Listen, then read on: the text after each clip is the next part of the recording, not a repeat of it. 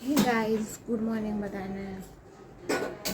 અત્યારે જો નાસ્તા પાણી ચાલી રહ્યા છે અને ટિફિન બી સાથે સાથે ભરાય છે. અને આપણે જ્યુસ બનાવવાનો છે.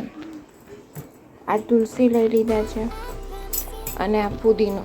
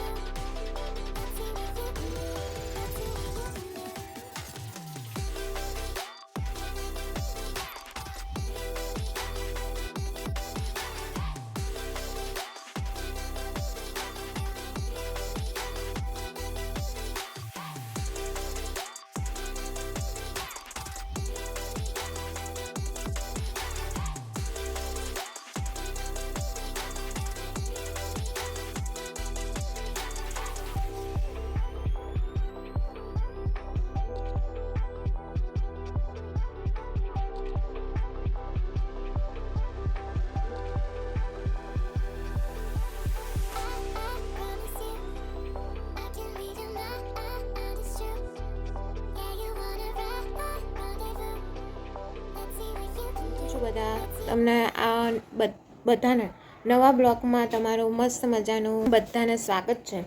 અને સવારમાં બધા જ પોતપોતાનું કામ કરતા હતા. બધાનું ટિફિન મમ્મી ભરી આપતી હતી, એટલે સવારમાં આપણે બોલાવી નહીં કરશું. અને આપણે જ્યુસ પણ પી લીધું છે. અને આજે બહુ મોટો દિવસ છે અને આજે બીચ પણ છે. અને દર વર્ષની જેમ અષાઢી બીજના દિવસે જગન્નાથજીનું પણ ધામધૂમથી એને લાવવામાં આવે છે. હું વાત એની જ કરવાની છું, જગન્નાથ મંદિરની. આ માત્ર એક ઉત્સવ નથી, પરંતુ કરોડો ભક્તોની આસ્થા જોડાયેલી છે. અને હું અત્યારે યથાર્થ આ જ જોઈ રહી છું. લાઈવ આવી રહ્યું છે, એટલે હું લાઈવ જોઈ રહી છું. અમારે જવાનું હતું પણ અમે ગયા નહીં.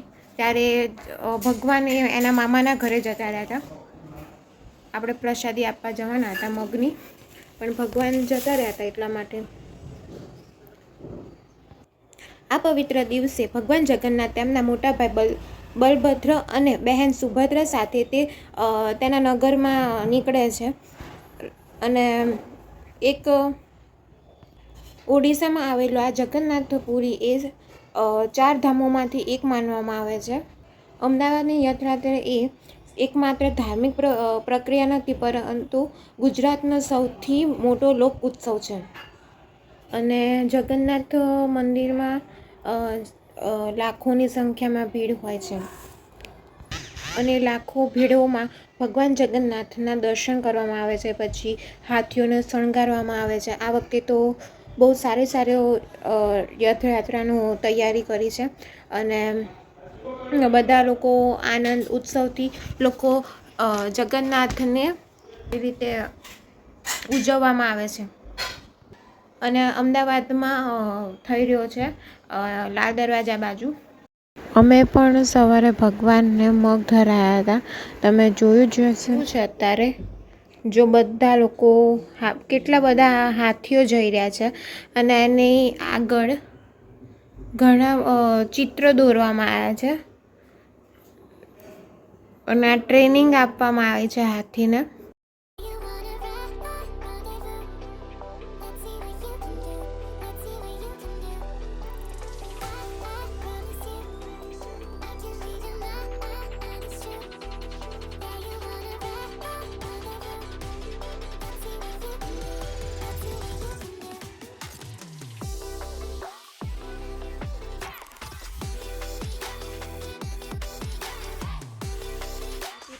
ઘણું બધું આવ્યું છે રથયાત્રા વિશે, એટલે આ જોઈ શકો તમે.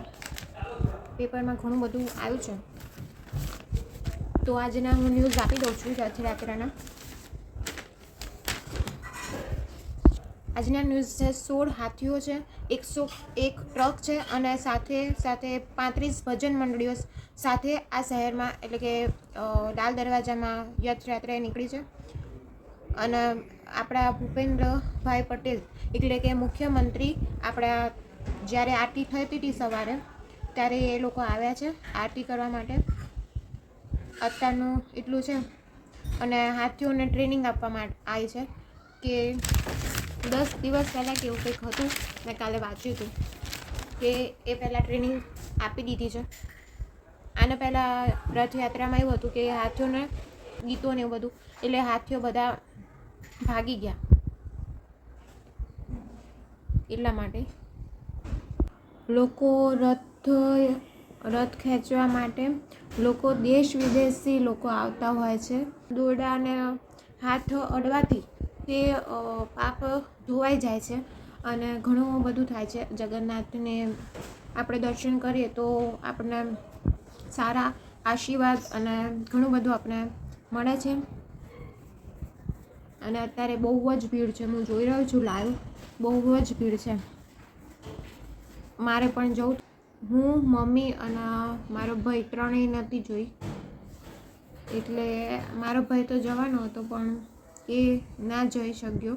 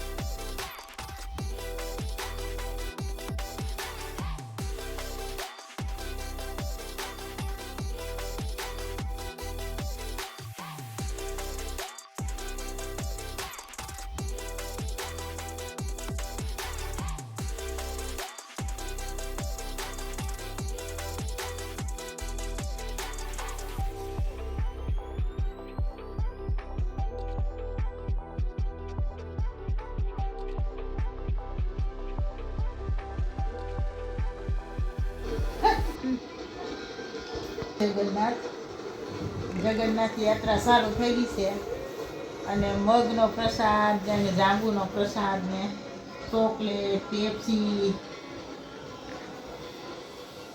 અને બીજું ચોકલેટ, પેપ્સી, ઘણું બધું, મગ, પછી મગ ફણગાવેલા પલાળેલા મગ, ઘણી બધી પ્રસાદી આપવામાં આવે છે. અને ક્યાંથી ચાલે? તો એ બે વસ્તુ હોય, મગ અને જાંબુ. હા, મગ ને જાંબુ. બધી વસ્તુ હોય. પ્રસાદમાં બધાને દે અને રથયાત્રા જો દે પ્રસાદ આપે છે બધાને. હા, એના હાથમાં આવે અને રથયાત્રા આગળ હાલતી જાય ને ભગવાન નરગર સરિયામાં નીકળે અને બધા ઉપર દ્રષ્ટિ નાખે ને બધાને સુખ શાંતિ આપે. પછી લાખોની સંખ્યામાં ભીડ છે અહીંયા ભગવાનના દર્શન કરવા માટે.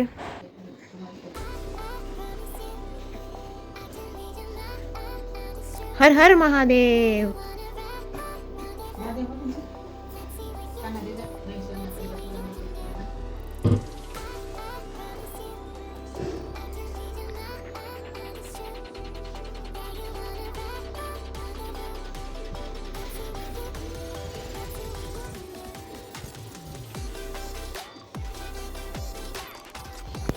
અને આપણે ત્યાં ઘરે તડકો પણ પડવા માંડ્યો છે અને જો બધા લોકો બન્યા છે કંઈક ને કંઈક. અને આ વખતે 2 મામેરા પણ થવાના છે. પેપર મેં વાંચ્યું હતું એટલે ખબર છે. અને જો બધા જ મજા કરે છે અને બધા પગપાળા ચાલીને લોકો જઈ રહ્યા છે. અને વધારે તો પોલીસો એનું કામ કરી રહી છે, ડ્યુટી કરી રહી છે. અને નાનાથી લઈને મોટા લોકો, બધા જ લોકો મજા આવી રહી છે જગન્નાથની. કેમ ને મમ્મી? બધા અલગ અલગ નૃત્ય કરે છે, પછી ચક્કર ફેરવે છે. અલગ અલગ બધી વસ્તુ કરે છે. પછી શણગારેલા આપણા હાથીઓ પણ છે, નગારાઓ પણ વગાડવામાં આવે છે. પછી સાથે સાથે અલગ અલગ જે દેશના અલગ અલગ હોય કન્ટ્રીના એ લોકો નૃત્ય ને એવું બધું કરે છે, ગરબા ગાઈને બધાનું અલગ અલગ એ હોય ફેસ્ટિવલ, એટલે એ લોકો એના રીતના બધું કરતા હોય. અને ઘર બેઠા સારું બધું લાઈવ દેખાય છે બધું. આ પ્રસાદીની ગાડી છે, આટલી બધી પ્રસાદીની મોટી મોટી ગાડી છે. ઉપરથી ઉડાડે છે પ્રસાદ, બધાને પહોંચાડે છે પ્રસાદ. અને બધા લોકો બહુ જ આનંદ કરી રહ્યા છે. અમે ઘરે બેઠા બેઠા આનંદ માણીએ છીએ. પગ મૂકવાની જગ્યા નથી, મને એવું લાગે છે. બહુ ભીડ છે, તો પોલીસ વાળા છે ને એટલે.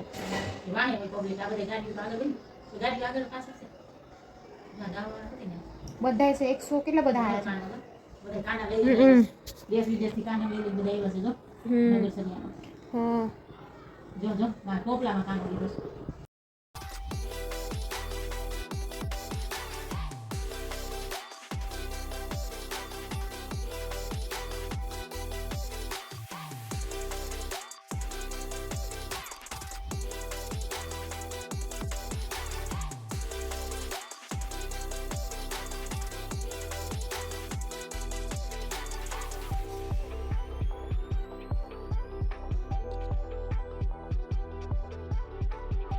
આપણે અત્યારે આ જ્યુસ પી લઈશું.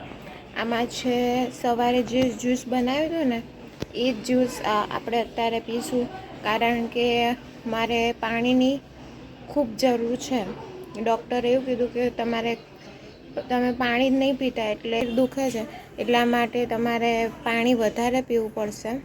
અને જેમ બને એમ હેલ્ધી, એટલે કે સાવ ઓછો નાસ્તો, એટલે કે શું કહેવાય, હલકો ખોરાક ખાવાનો. એટલા માટે આપણે આ જ્યુસ પીવાનું છે. સવારે બપોરે 2 રોટલી જ ખાધી હતી અને આ જ્યુસ અત્યારે પીવું છું. ચલો બધા જ્યુસ પીવા. આ છે દૂધીનું જ્યુસ અને એમાં નાખ્યું છે આપણે બીટ. આ બીજો ગ્લાસ છે. હજી મેં છે ને સવારથી અત્યાર સુધીમાં મેં આ બીજો ગ્લાસ પીધો છે. પાણી જ નહીં પીધું, સવારનું તે આટલું જ પીધું એ. જો વિડીયો ગમ્યો હોય તો લાઈક, શેર અને સબસ્ક્રાઈબ કરવાનું ભૂલતા નહીં. બાય.